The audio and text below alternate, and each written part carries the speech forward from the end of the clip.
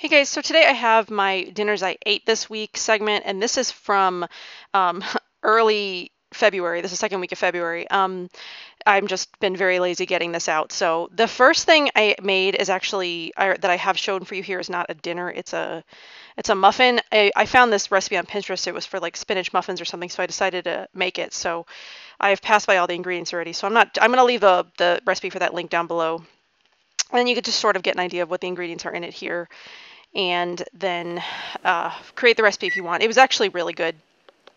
I really liked these muffins. So basic stuff, just preheat the oven, mix the dry ingredients, and then I mixed, oh, well, there's the mixed dry ingredients. So then I used my Vitamix to mix all of the wet ingredients. So I put the milk, spinach, and everything except the banana and the vanilla, I think, and then whirred it up until it was nice and green. I love my Vitamix. Seriously, if you guys have like the funds to get a Vitamix, this thing like blends everything. You could see Jill running away in the background. It's very loud. They get scared by it. But this thing like pulverizes everything in like seconds. I love this for smoothies and I make mac and cheese and then obviously stuff like this. So after that's all blended, then I put in the banana and the vanilla and then I mixed up some more and then that's done. And so here you go. You can see some whirring action. I didn't leave the sound on because it is extremely loud. I love watching the stuff go as it's blending. So once that's done, mix the wet ingredients with the dry ingredients, and then mix it all together and put it in the oven. I can't remember how long for. It's probably like 20 minutes or something, or maybe I think I ended up cooking it like 5 minutes longer than the recipe called for. My oven is weird. It's new. It's a new oven, but I don't know. It seems to cook things a lot longer than recipes call for, so maybe I need one of those internal thermometers or something. So once they come out, they're actually really good. You don't taste the spinach. They taste just like banana cinnamon because there's banana and cinnamon in the muffins. So they pretty much just taste like a banana cinnamon muffin and they're green. So I really liked these. I ended up eating them for breakfast, pretty much all of them. I think I gave a couple to my husband, then I ended up eating the rest for breakfast because they make a pretty good breakfast. Plus you get some vegetables in there as well with the spinach. So I'll just let this one finish out.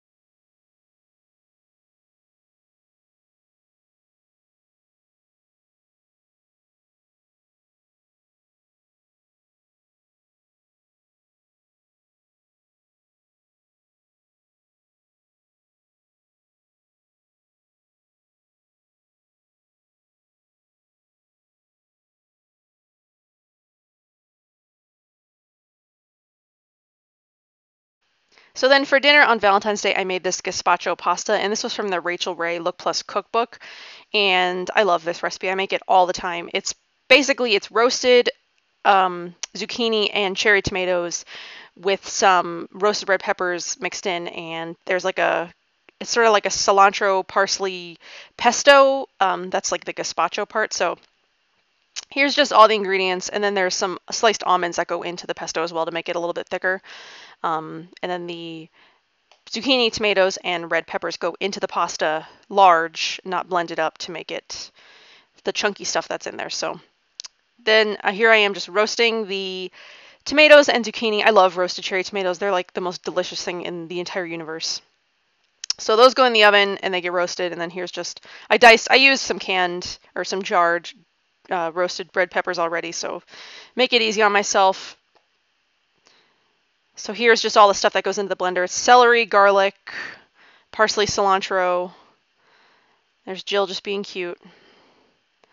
The garlic, there's actually some lime juice in there as well, and the almonds. So that goes in, and then you blend it with some olive oil until it's like a nice thick mixed consistency. You don't want it to be too runny because it's coating the pasta, so you want it to be a little bit thick, but you want it to be smooth as well too. So I just pulse it a little, and then I'm just going to add the olive oil until I get to the consistency that I want, and then I'll scrape the bowl a few times and go back in, blend it some more, scrape it. So all those almonds are stuck to the side. It's really good. It tastes a lot like celery. You taste the celery, the lime, and the cilantro pretty much the most. And I did put a lot of I put a lot of garlic in this one. My husband commented that it was pretty spicy because the garlic doesn't get cooked out. So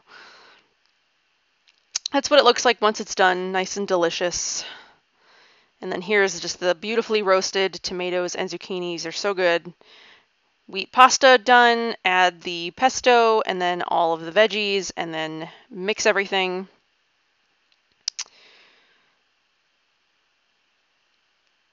And it's really good. It's even good cold. I've eaten it cold a few times, but it's really good, like fresh out of the oven or fresh out of the pot and done. Like it's delicious. So then for dinner or for dessert that same night, I made vegan lava cake for the very first time. I've been vegan for over 5 years, and this is the first time I've ever attempted lava cake. This one is made with a little bit of soy tofu, but it's only a couple of tablespoons, so it wasn't that big a deal. Then there's cornstarch, powdered sugar, flour. Then there was dark chocolate chunks, some earth balance. The recipe said don't use earth balance, but I didn't actually have a problem because there's no other margarine here that I could use. So even though the recipe says don't use earth balance, I didn't have a problem. But there's vanilla, almond milk, baking spray. And so first what I did is melted the butter, and you melt it really slowly. I think it took me like 3 minutes to melt this little pat of butter.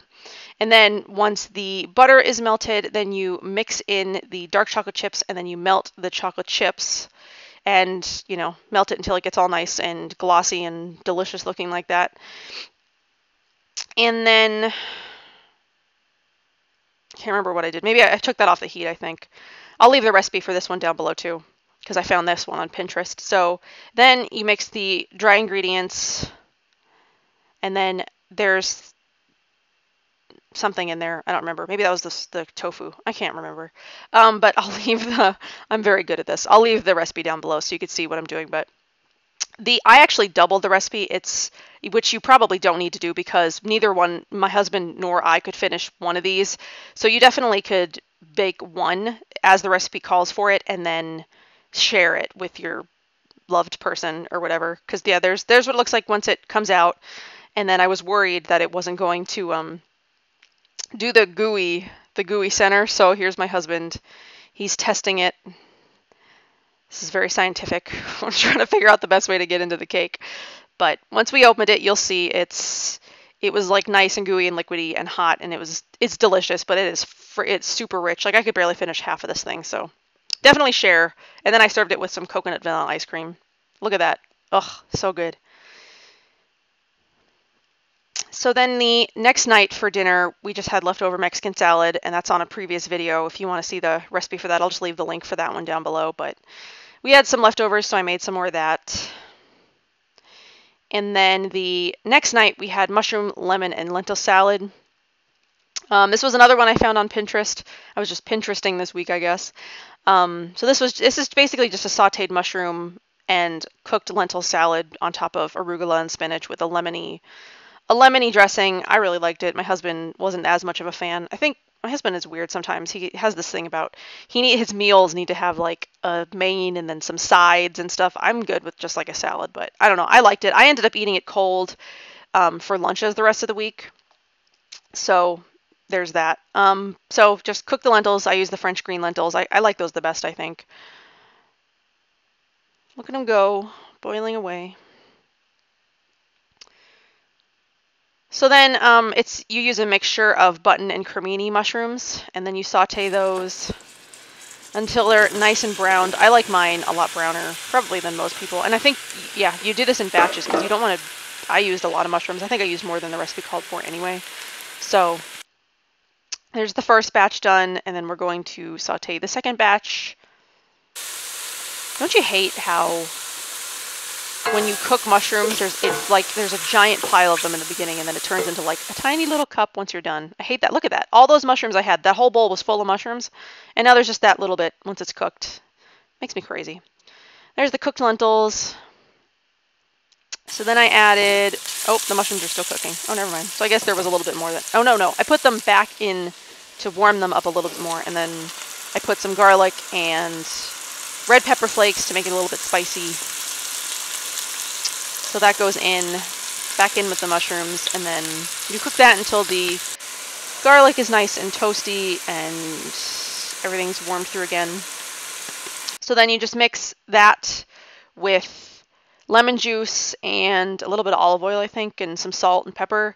And then you put the lentils back in, and then you put it on the salad. I really liked it. I'll leave the recipe for this one down below again, like I said. But this one was a good cold. I ate this cold for lunch probably 3 or 4 times. Well, I finished the whole thing, so I found it good. It's a good thing you can make in the beginning of the week and then pack for lunches the rest of the week. It's definitely a good recipe for that. So there it is. If you like lentils and mushrooms, you'll like this recipe. So then on Tuesday, we just had some leftover pasta fagioli or bean soup or stew or whatever. This is my favorite. Get up close and personal with those beans. I don't know what I was doing, but playing with the camera, I guess. But yeah, this is my favorite. I could eat this soup every day of the week, but there we were just having, I think this was the last serving, so we were having the last of that on this day. And then the next day we had Chipotle.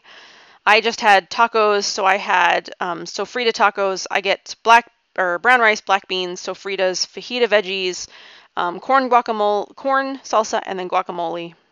And there's that.